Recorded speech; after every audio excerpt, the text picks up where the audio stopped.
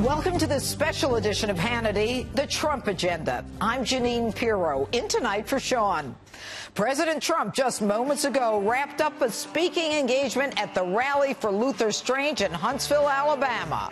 At the rally, President Trump explained why he's supporting Strange in the primary runoff election taking place on Tuesday. During that rally, President Trump touched on a number of big issues, including putting America first. Take a look.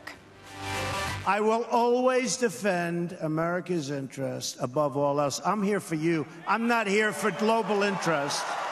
We're not here for the rest of the globe.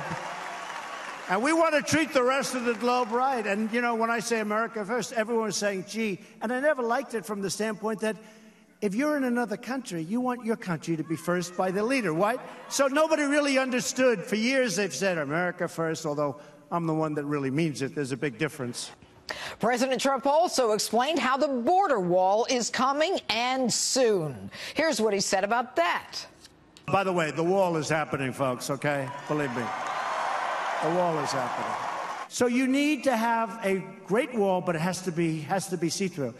We are now looking at samples. We have 4 samples that have already been built, General, right? They've been built. And we're looking at different samples already of see-through walls. We are going to have as much wall as we need. You don't need it all the way. You know, you have 2,000 miles. You don't need it because you have a lot of natural barriers, etc. Somebody said, well, what are you going to do? You're going to build that wall in the middle of the river? Are you going to, that nobody can go in? Are you going to build that wall on the mountain? I said, you don't need the wall on the mountain. You have a mountain, which is a wall. But we're going to build the wall. It's coming along great. Another topic the president focused on tonight was the GOP failing to repeal Obamacare. With Obamacare, I've been listening for 7 years as many of these people, now Richard kept voting against it, but many of these people kept saying, repeal and replace, repeal and replace. Then they finally have, now they didn't care, nobody cared because they had a president that wasn't going to sign it, and they didn't have the Senate, so it didn't matter. So it didn't take much courage. So they were getting all these great votes, you know, like, I think they voted, what, 61 times? Like 61 times to repeal and replace. They finally get a president who will sign the legislation, and they don't have the guts to vote for it, okay? They don't have the guts to vote for it. The president also spoke about how he wants to get tax reform done immediately. We're moving quickly to pass a massive tax cut and simplification for the middle class. We want new tax returns. We want simplification. We want reform. And you know what we really want? We want massive tax cuts. That's what we're doing for business. That's what we're doing for the middle class. If we want to restore American prosperity, we need tax reform that is pro-growth, pro-jobs, pro-worker, pro-family, and pro-American. And North Korea's dictator Kim Jong-un got a warning from the president.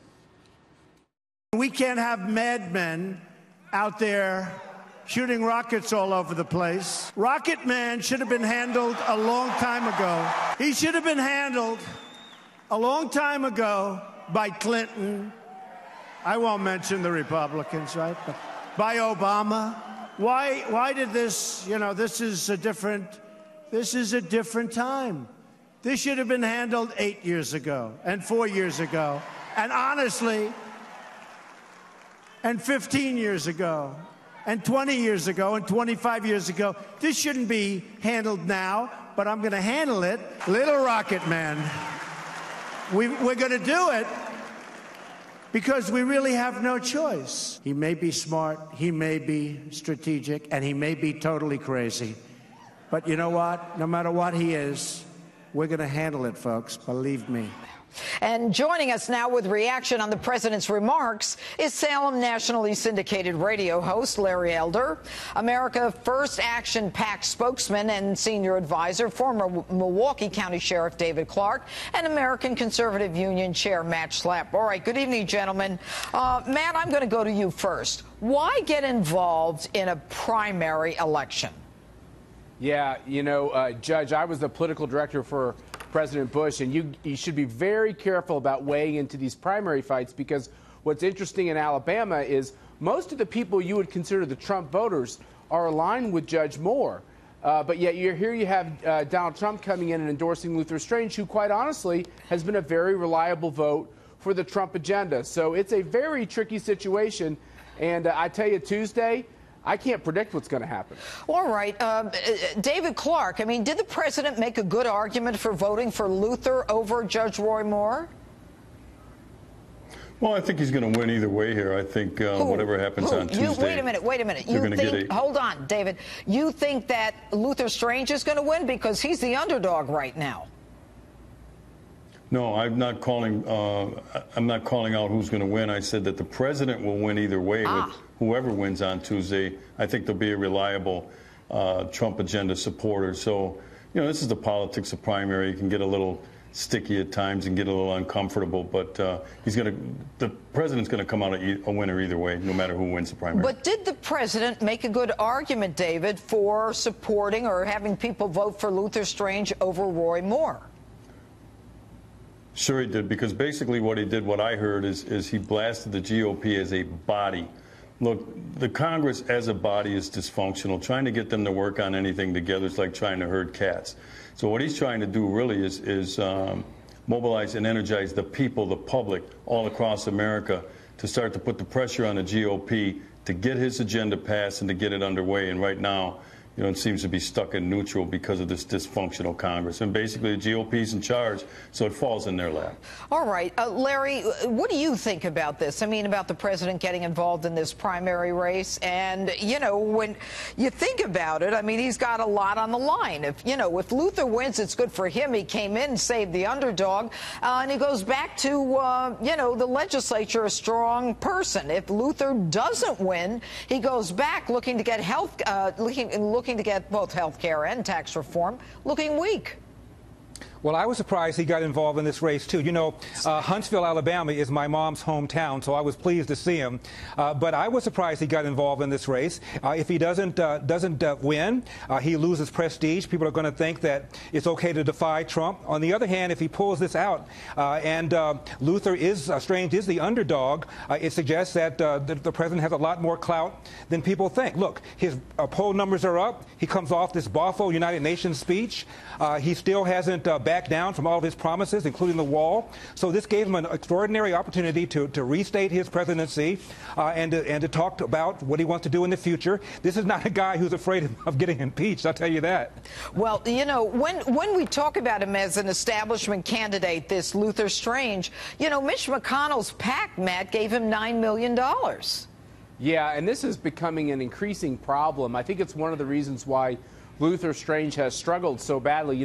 Judge, it's going to come as no surprise to you that if you're a candidate running out there in America and you are tied to the GOP Washington establishment, it is not a positive. And I'm surprised that PAC spent that money directly in the race. I think it's one of the impacts. I think Luther Strange is having trouble making the case that he is his own man, something that Judge Moore has demonstrated throughout his career. I tell you, the one thing I give for the president here, Judge, is he's rewarding his friend, and Luther Strange has been a reliable vote for him.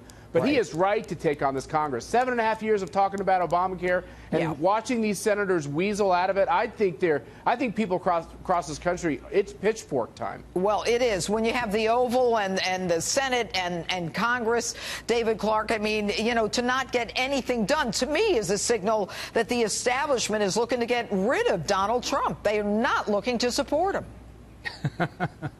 Well, look, that's precisely what's happening right now. There are people who are two-faced about this. I'm talking about the GOP. We know where the Dems stand on this thing, but within the GOP and in public, they might talk about how they're for tax reform, a market-based health care system, infrastructure rebuilding, law and order, and those sorts of things. But they're really not inside. They're really not pushing. And that's what the president needs. He needs people to help push this agenda through the Congress, and they're just not providing the heavy lifting that they need to do.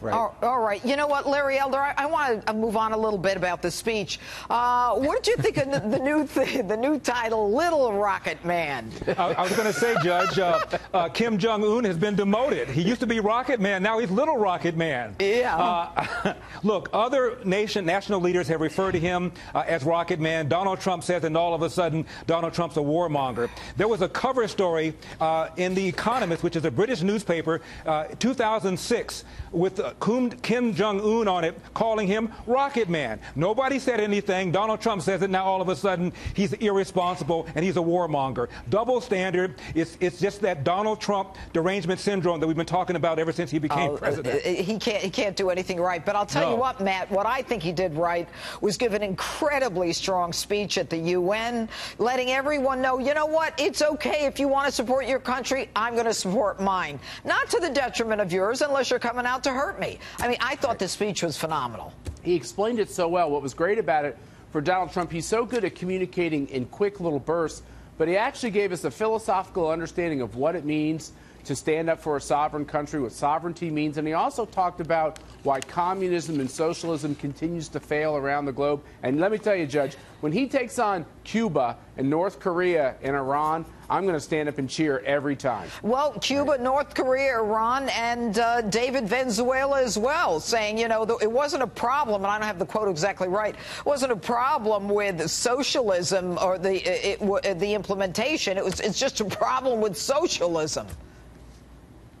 Yeah, and as a matter of fact, what he said, words to the effect that it was implemented properly, socialism, and that is the problem.